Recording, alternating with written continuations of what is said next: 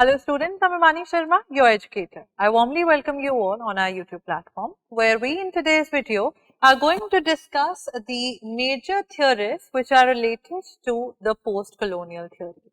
Now post-colonial here, in what stance I'm using is that post with a hyphen. When I'm writing post-colonial, it means and it signifies the period after colonialism, the time period after colonialism.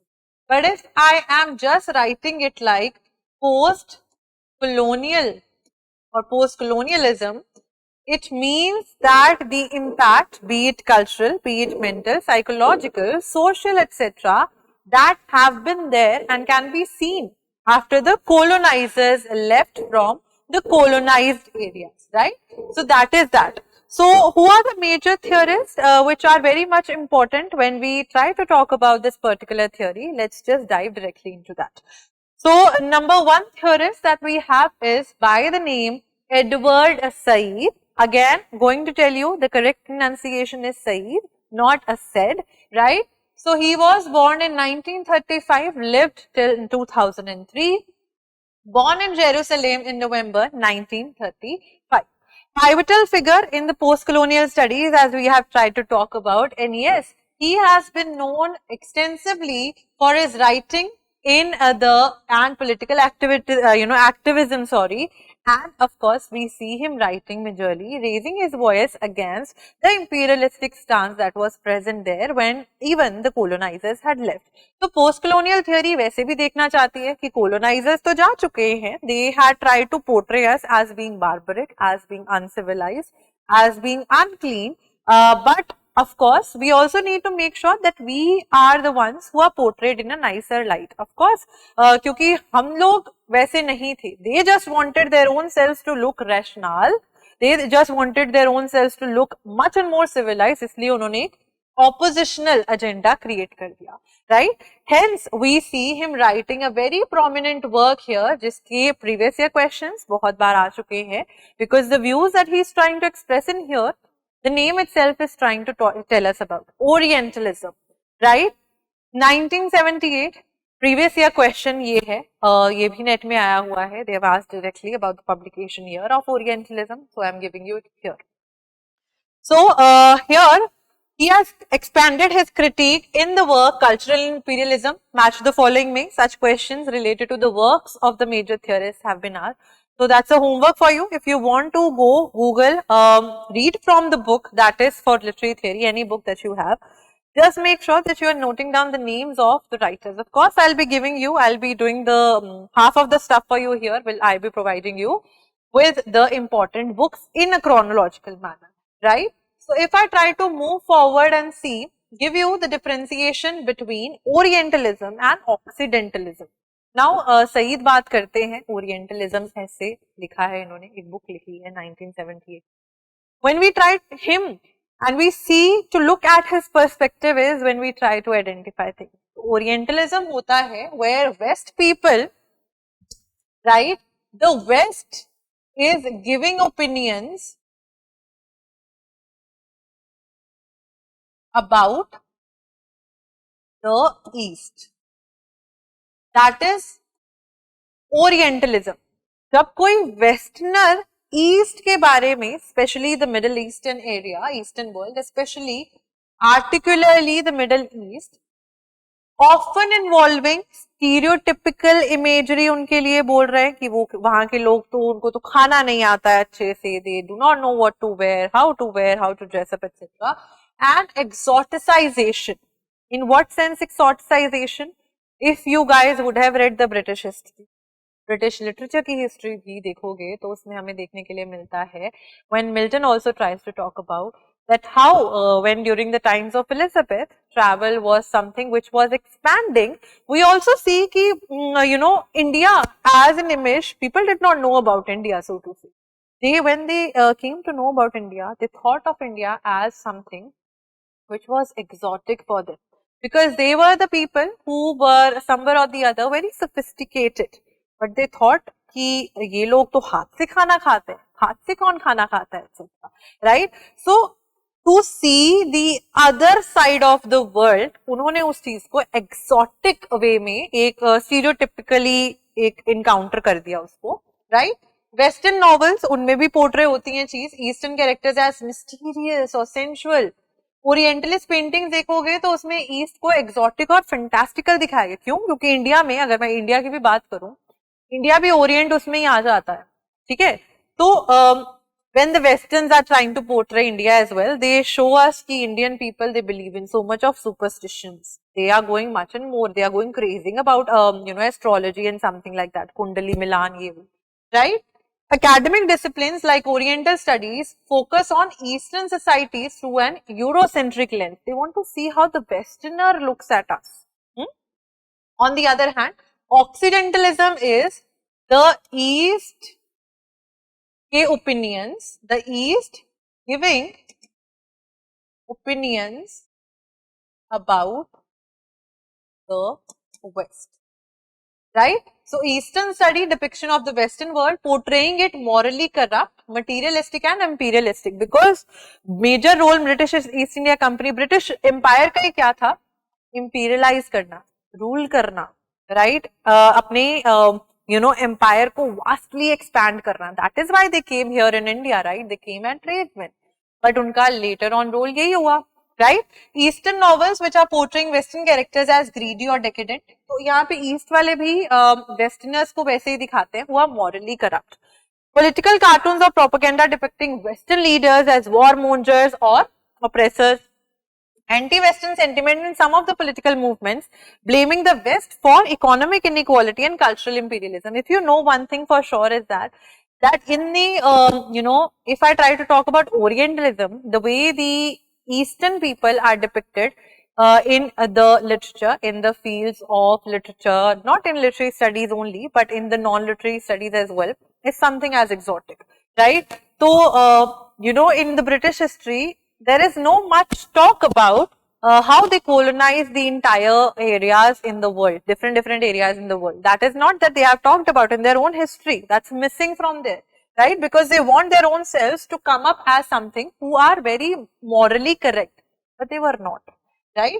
So, Rudyard Kipling's literature में example दूंगी, where the West is portraying East. Rudyard Kipling, in his work, The Jungle Book, portrays India through a romanticized and exotic lens, reinforcing Western perceptions of the East.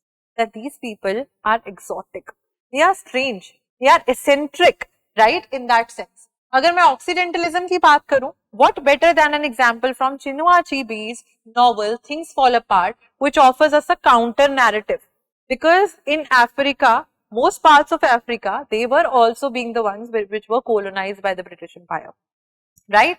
So what impact did it have after it left? जब British Empire के rulers जा चुके थे, the British East India Company left, what impact did it have on the mental, social, political stances of the people who were there? The Africans, they were believing majorly in the tribal system. But now, because the British were living here, they brought Christianity with them.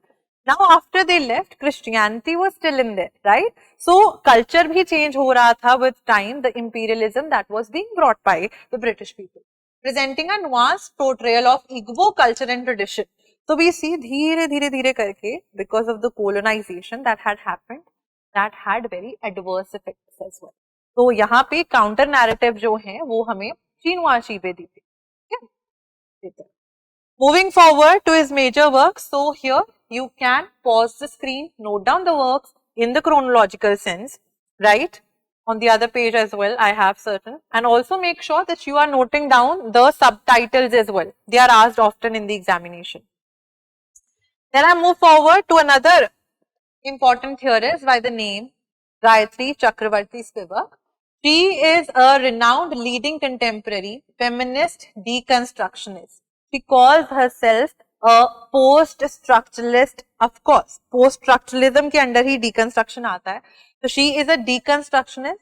She is trying to decode and uncover the ways, and she is also a feminist. अगर आपने इनकी translated Mahasweta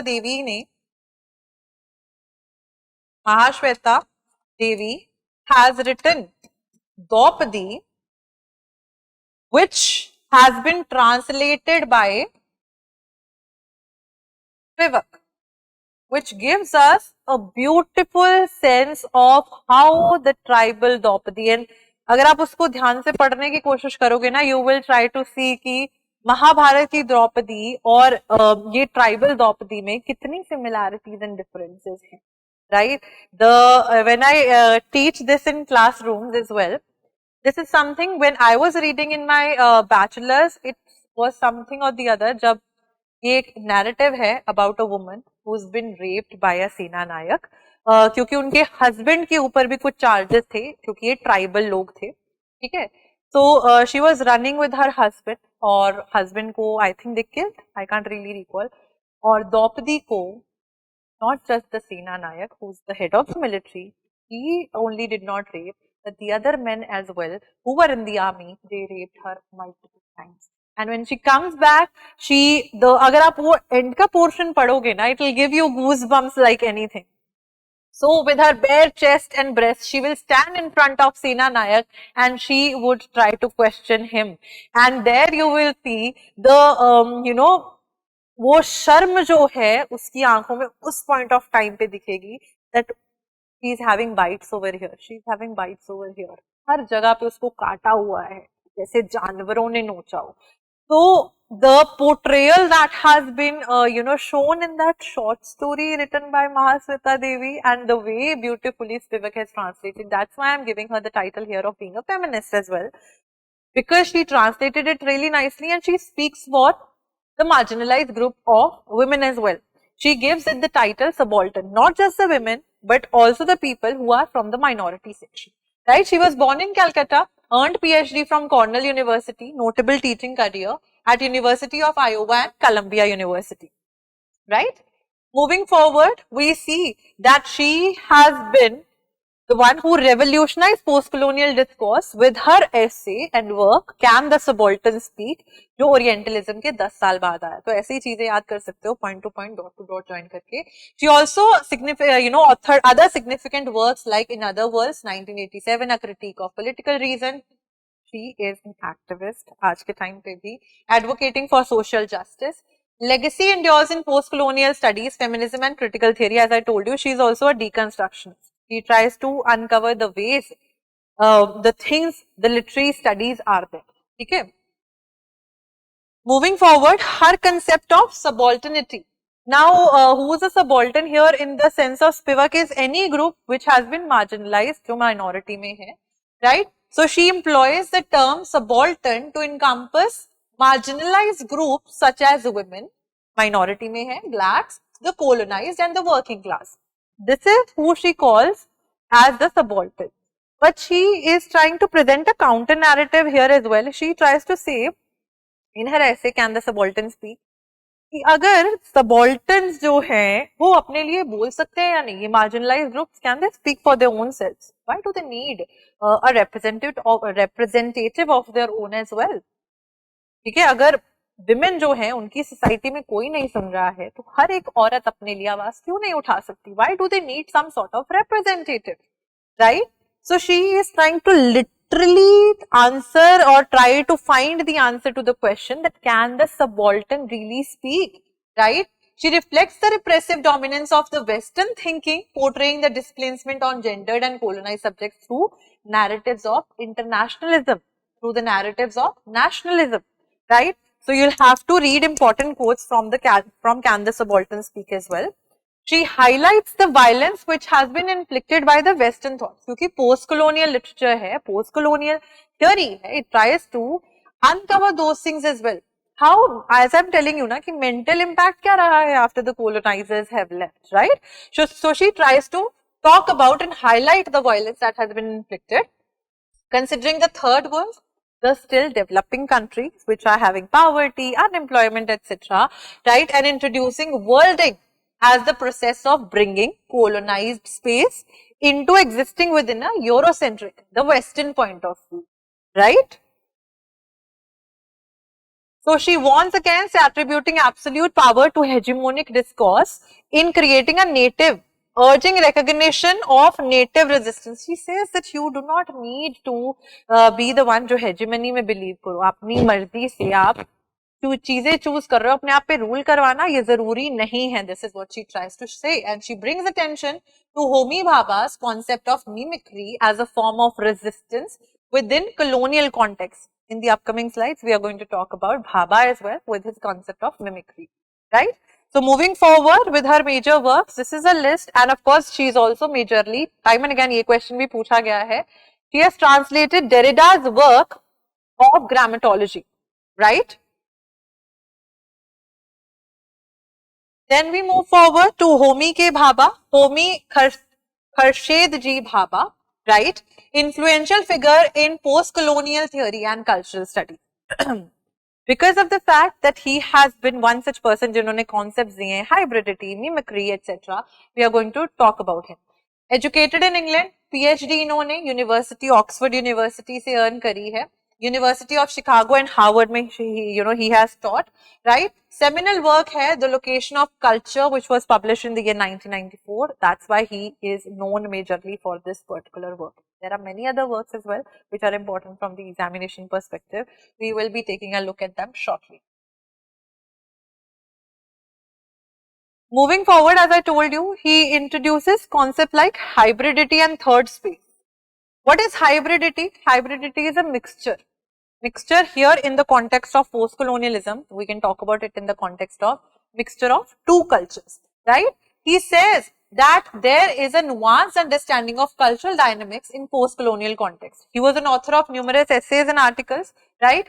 And not just to the literary theory, but to the field of literature, anthropology and sociology, he is very much known for, right? Now, shall we take a look at the important terms that he has given us?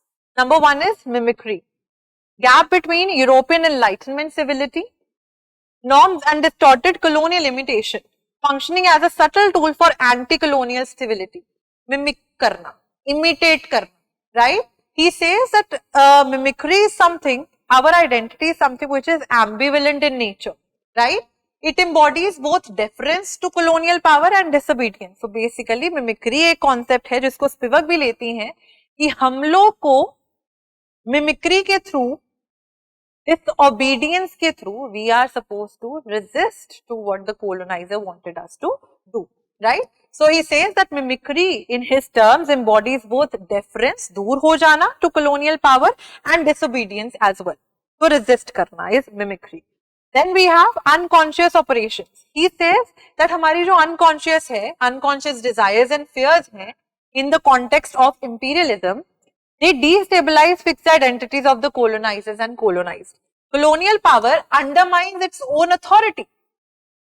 खुद ही उनको नहीं पता है कि how authoritative they still are. So it undermines its own authoritativeness, providing avenues for native resistance. So खुद ही resistance हमारी unconscious fear के अंदर ही खुद ब खुद, because the colonizer is not now knowing that the impact that they have had majorly. So that's why ये भी एक form of resistance हो जाता है. Then comes hybridity, marks the site of resistance, and in between, I told you it's a mix of both. So Indian हो गया और African हो गया. If both of them are going to have a baby together, तो वो mix होगा दोनों का, right? So if I'm trying to talk about it, will be having the cultures. जैसे मैं पंजाबी हूँ, अगर मेरी शादी किसी बंगाली से हो जाए, let's just say, तो हम दोनों का जो mix होगा, culture mix होगा, right? So here is hybridity here that displaces historical narratives and establishes new structures जिनके बारे में हमें पता ही नहीं था, which can exist, right? It imitates colonial authority outwardly but undermines it internally. इसको दिखाती है कि हाँ जी ठीक है, हम लोग mix कर रहे हैं चीजें. We are mixing two cultures. Outwardly जो है वो यही दिखाया जा रहा है, लेकिन undermine कर रहे हैं उसको internally by a form of resistance that is coming with that, right? So the major works that we have of Bhabha are these. You can note them down by pausing your screens, and some here as well, right? So with this, I hope the major theorists and the theories that they have given, the ideas that they have provided us with, they are clear with you all. If you still have any doubts, you can provide those things in the comment section below, and I will try to reply for sure. Thank you so much and have a good day. Bye bye.